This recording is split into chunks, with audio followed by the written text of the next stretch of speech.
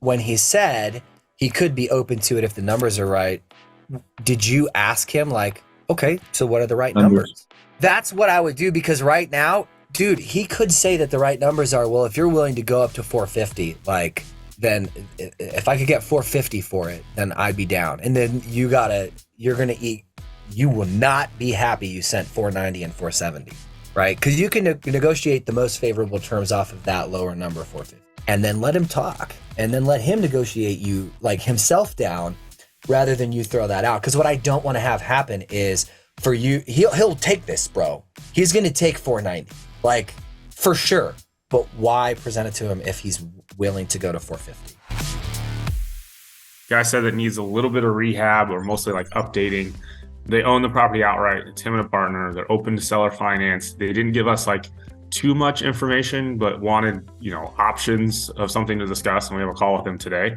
So we wrote up some different options as far as seller finance goes for him, mostly at pretty much all of them at no interest, because of the fact that they seem pretty savvy in the sense of they don't want to sell outright because they'll get hit with capital gains tax and everything. The thought process was you're taxed at a higher bracket for when you're doing interest instead of principal. So we made the offers purely principal with no interest so that they don't get taxed on top of that. And kind of what we put together were these 4 options for them.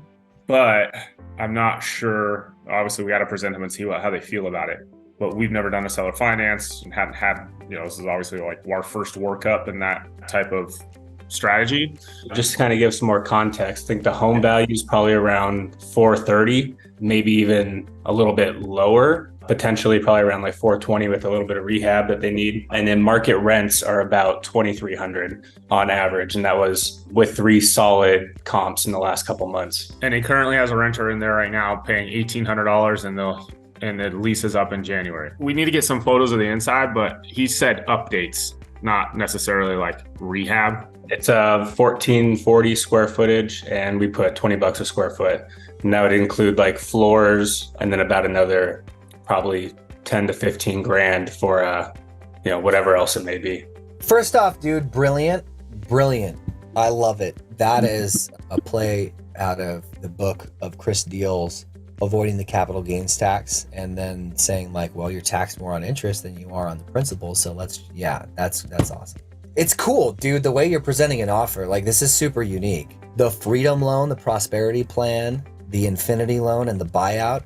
Thank you for allowing us to speak with you on being open to our plan of action. We wanted to present. So I would just say, based off of our conversation, right? And just put that in there. Based off of our conversation and the information provided, we want to present a few options to you. Here's the reason why, because you just said you haven't seen the pictures, right? And even though that's a low cash offer, and just so you know, we'll talk about why cash terms are last, because you want to anchor to that lowest cash price that they'll accept. They may say, okay, yeah, 270 something bucks is way too low. You're out of your mind. Have you ever even broached that number yet? No. Okay. So when he sees this, like, first off, just know the way that you structured this is like dope, dude. Like, this is super cool. And I think it's a very high level of professionalism. Now, as far as strategy is concerned, if these numbers were on point, this is a baller strategy. But you don't know if you can actually take option 1, 2, 3 and lower every single one of those 50 grand. You don't know. Because you haven't anchored to the low cash offer that he'd be willing to accept yet. Yeah. Do you hear what I'm saying? Correct me if I'm wrong, but from what I heard, being a sleepless dad up with my kids all night, is that you have not yet really talked about like anchoring into a cash price that he'd be willing to accept. Right. So that conversation needs to be had first. You have to say, man, it looks like, we might not be your buyer on this opportunity, because like, I don't even want to insult you with the offer that we could make cash. And then he'll be like, well, what is that? Well, tell me what it is. It's like, honestly, like, there might be a way we can work something out where we can totally take care of you. I don't think, as far as a cash purchase, we're going to be your buyer. I swear, 2 things are going to happen. Either you're going to cuss me out and hang up, and if we were in person, you'd slap me in the face. Or 2, you're going to politely find a reason to get off the phone really quickly, and I don't want to do that. And then he's going to say, well, just tell me what your cash offer is. All right, well, honestly, like just based off of our conversation, you know, you told me this, X, Y, and Z, X, Y, and Z. But more importantly, based off what the market's doing right now and the interest rates and this and that, whatever you have to anchor to support your cash number at 276, you anchor to it and you proof of concept that right in his face and then say, we wouldn't be able to offer you much more than 276. This is what my underwriting team is coming back with. And he's going to look at you and like I said, you're going to say, I told you one of two things. And then he might be like, bro, that's way too low. Like I can't even, you're out of your mind. He might laugh. And what you do is you say, yeah, that's exactly what I thought. Like honestly, if we were to make you an all cash offer and close on your timeline, what would your rock bottom price be? And then he's going to say, I can't take anything less than 450, dude. And they're going to say, all right, how flexible is that 450 number? Even though he just said, I cannot take anything less than 450. You have to say, how flexible is that 450?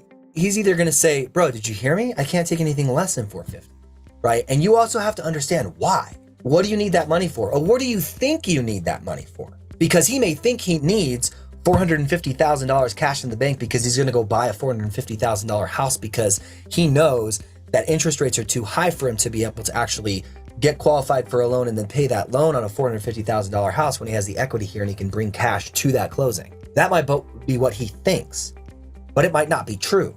So he might think he just needs it in the bank, right? So he could go, shorty, what you drank or whatever, right? I don't know if he's single or married or whatever. Doesn't matter. We need a discovery. We need to understand what he needs the money for. And hell, if he's like, well, I just want to make sure that I can avoid this or that, or I need to pay off this car, or I need a down payment for another house, we're actually going to downsize.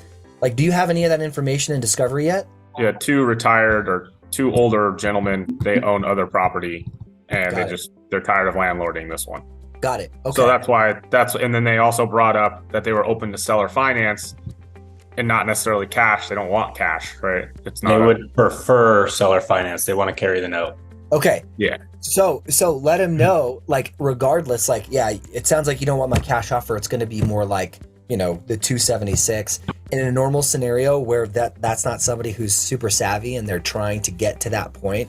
Like, we still need a little bit of discovery as far as like what you think the home is worth, because you can still anchor lower than possibly. I haven't seen the comps. You said the market rent rates are $1,800 a month or $2,300 a month based off 3 comps. But are you overpaying at 470, 450, and 490? You know what I mean? Like, you want to dig a little bit deeper. Remember, you guys can still do creative deals by saying, look, we do buy properties multiple ways. And I'm assuming it's not listed too, because this possibly could be a good novation depending on his timeline.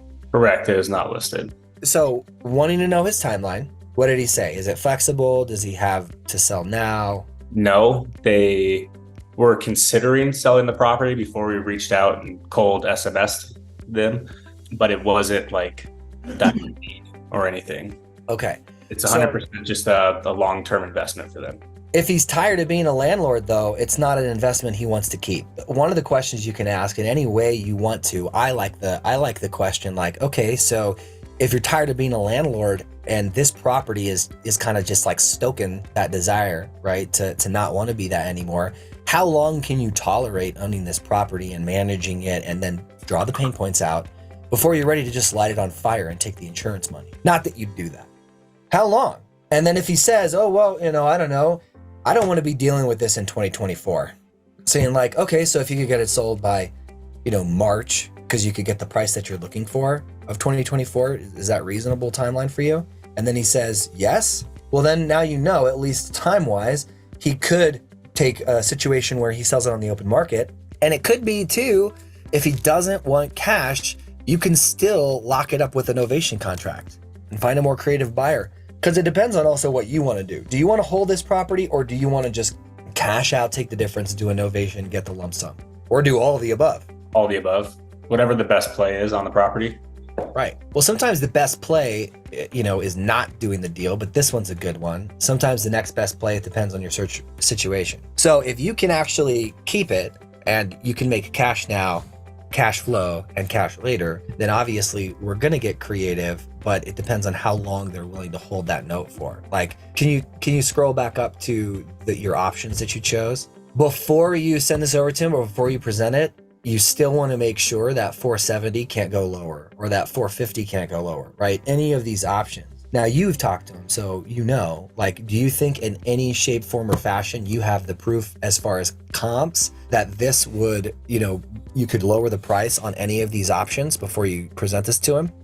Potentially. I mean, the way that I'm looking at it, I know Josh, his preferred method would be to just get rid of it and make 5 to 10 grand up front. And the way I'm looking at it is if we keep this and we create that cash flow, then we probably have, even with a war chest, a $500 cash flow, no problem here, or somewhere around there. And that's going to cover our, operating expenses for all the marketing that we're doing each month. So just getting one deal under our belt would almost put us at break even.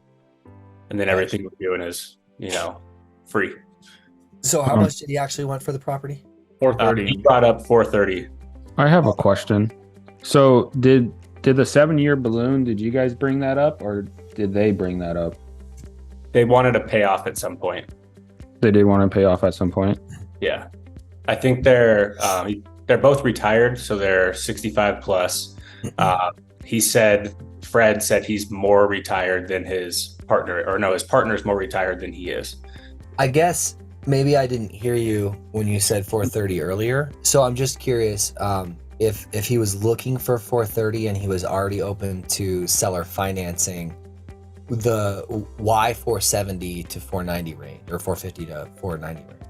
The down payment changes, less money up front, and the cash flow is still there at the end of the day. He said he wanted 20%, and we set the expectation that we don't go higher than like 3 to 5, just to put it in his head and see if he could continue the conversation. And he continued the conversation and said that he could be open to it if the right numbers are there. So that's why we were like, okay, well, if we stay within our down payment range, but extend the contract price higher, that would in turn keep him open to this, to seller finance as a whole. I would say from a marketing perspective, I just think that 490 just psychologically sounds better from a seller's perspective, because not everybody understands interest like we do. And the common person's just going to understand a flat number. We can say that, hey, we're going to give you 490. They might just, perk up, or a light bulb goes off and they get a little fire under their ass. Yeah. And we always say, like, at least our marketing in real estate investing made easy is learn how to overpay sellers and make huge profits, right? That's totally fine. But when he said he could be open to it if the numbers are right, did you ask him, like, okay, so what are the right numbers? Yeah. No. So that's what I would do, because right now, dude, he could say that the right numbers are, well, if you're willing to go up to 450, like, then if I could get 450 for it, then I'd be down. And then you will not be happy you sent 490 and 470, right? Because you can negotiate the most favorable terms off of that lower number, 450, especially because you're already willing to do it. And then not only that, if he gives you resistance and been like, what are the right numbers for you? And then he's like, well, I don't know, you're the one who wants to buy my house. And then say, well, I get it, but since we're going creative, as you know, we buy properties more than one way. A cash offer is usually what we do, but we love doing creative transactions if it's going to get you what you want and get you more money. However, when I walk into Chase to get a mortgage or any other bank, like, I'm not telling them what terms. You already realize that we're not going to do 20% down, because I could get a bank loan for that. It's going to be better, the way that I can structure it. But like, what are your terms? What does that look like for you? What are the right numbers?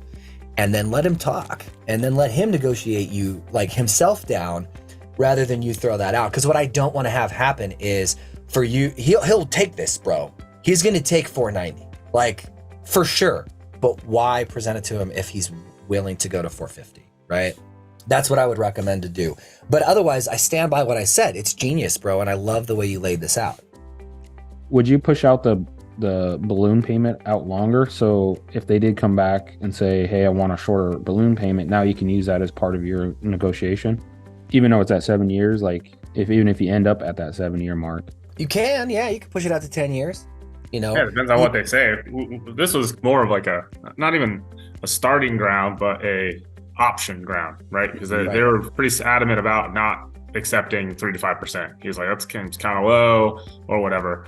But then when you present the numbers and they look at it and go, oh, okay, you know, we can sit on this. And even I mean, they're making $1,800 a month right now from their renter. So this is lower than that, but then they also don't have to deal with the renter. Yeah. Right. Yeah. So and that is genius, bro. And that's what I'm saying. But don't overpay for the property if you don't need to. No, I understand that. We weren't going to send this. I think we were going to have our conversation today because we have the other partner there too. But this is what we wanted to have like prepared in the sense of, depending on how the conversation goes, we have it in front of us that we can discuss and then say, okay, well, let's send it out. But we can get those answers to those questions you're talking about and then, you know, readjust this so that they can see it on paper versus a conversation. Why spend, you know, $490 if we don't have to? Yeah. You know, they say in sales, don't spend the customer's money for them. The parallel to that with this is like asking the questions, what are the right numbers? Yeah. And then and for them, because they're pretty smart about the like capital gains and stuff, this came straight off of the creative REI reply. We threw this in there they're asking what they would actually get after closing costs, after capital gains tax. So again, I'd almost put that first, bro, because that is huge. And I would put that first. Say, do you want to give the government more money or less money? I mean, it's also, I guess, anchoring them to a number of 337 if they sold today for their desired price. Yes, exactly. If you sell it for your desired price, you are going to walk away with the 337. How about I give you 430 at this rate, whatever your loans are structured, and you're going to have them. You had them at 490.